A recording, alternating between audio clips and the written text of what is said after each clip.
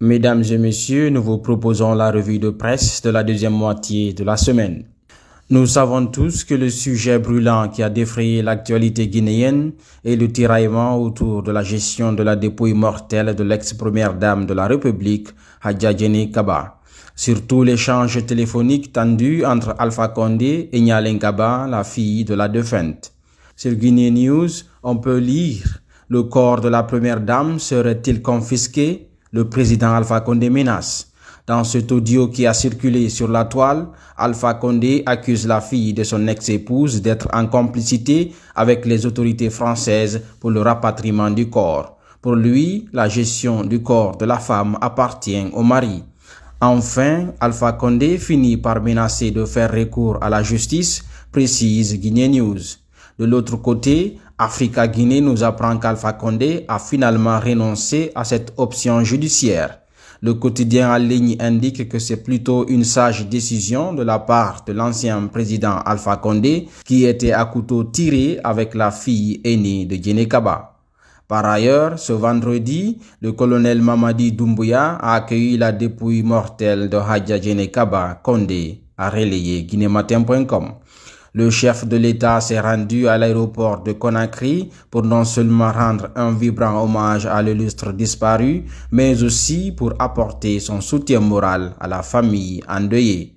Titre posthume: Hadja Djené Kaba, élevé par la junte commandeur du mérite à Conakry, a annoncé guinénews.org.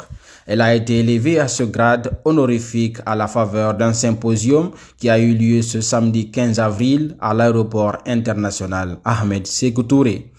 Le quotidien en ligne nous informe que le corps de la regrettée est attendu à Kankan, sa ville natale, pour y être inhumé. L'autre actualité croustillante, c'est le retour du vice-président El Hadji Ibrahima Ounatol à la coordination nationale des Fulbe et Halipolar de Guinée. Guinée Matin nous informe que la guéguerre qui minait la coordination nationale des Fulbe Halipolar de Guinée semble avoir pris fin. El Hadji Ibrahima Ounatol a finalement accepté de reprendre son poste de vice-président au sein du bureau exécutif de la coordination pour seconder El Hadji Alseni Bari, président intérimaire. Dans cette seconde moitié de la semaine, Africa Guinée a annoncé qu'à Kankan, plusieurs manifestants antidélestage ont été condamnés. Le tribunal de première instance de Kankan a rendu son verdict ce jeudi. Dans le procès des 23 personnes interpellées en marge des manifestations contre le manque de courant dans la ville de Nabaya, 8 d'entre eux ont été relaxés et les autres ont été retenus dans les liens de la culpabilité. Gigantesque incendie à Hermakono, Dinguiraye. Les sinistrés dans un dénouement total, informe guinénews.org. Le district de Hermakono, relevant de la commune rurale de Dialakoro, dans Dinguiraye, a été ravagé vendredi 14 avril par un incendie particulièrement dévastateur. Selon nos informations relayées par le quotidien en ligne, c'est le court-circuit d'un panneau solaire qui serait à l'origine de ce sinistre. Il n'y a pas eu de perte en vie humaine, mais d'importants dégâts matériels y ont été enregistrés. Une centaine de cases et de greniers ainsi que leur contenu ont été réduits en cendres.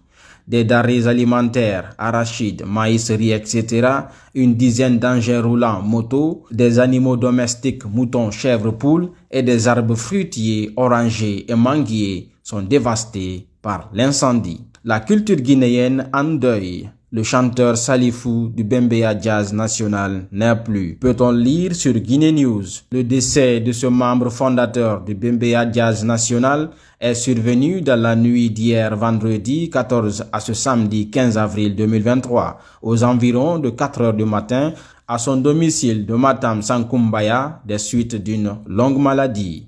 Au Sénégal voisin, Ousmane Sonko lance le premier acte de désobéissance civique contre le pouvoir de Macky Sall, nous apprend guinématin.com. Le maire de Ziguinchor et leader du PASTEF Ousmane Sonko accentue la défiance contre le pouvoir du président Macky Sall. L'opposant et candidat déclaré de la présidentielle de février 2024 a lancé hier, vendredi 14 avril 2023, le premier acte de la campagne de désobéissance civile contre l'actuel président sénégalais. C'était en réaction à l'arrestation du secrétaire général de son parti, Bassirou Diomaye Faye, par des agents de la division des investigations criminelles. Cet incident intervient en pleine période d'inscription sur les listes électorales dans le pays. Affrontement armé au Soudan. L'ambassade de France fermée au public jusqu'à nouvel ordre. Titre guinématin.com dans ses lignes. Depuis la matinée de ce samedi 15 avril 2023, de violents combats se déroulent à Khartoum et dans certaines régions du Soudan. L'armée régulière du général Al-Burhan est aux prises avec les paramilitaires des forces de soutien rapide RSF du général Mohamed Hamdan Dagalo. Les tirs nourris et les explosions quasi ininterrompues ont contraint les habitants de la capitale soudanaise à se terrer dans leurs maisons pour se protéger. Face à l'intensité des combats, l'ambassade de France au Soudan a annoncé la fermeture de ses portes au public. Il a aussi enjoint les ressortissants français au Soudan de rester chez eux. C'était la quintessence de l'actualité guinéenne et africaine de la seconde moitié de la semaine. Merci d'avoir suivi. On se reprend la semaine prochaine pour une autre revue de presse.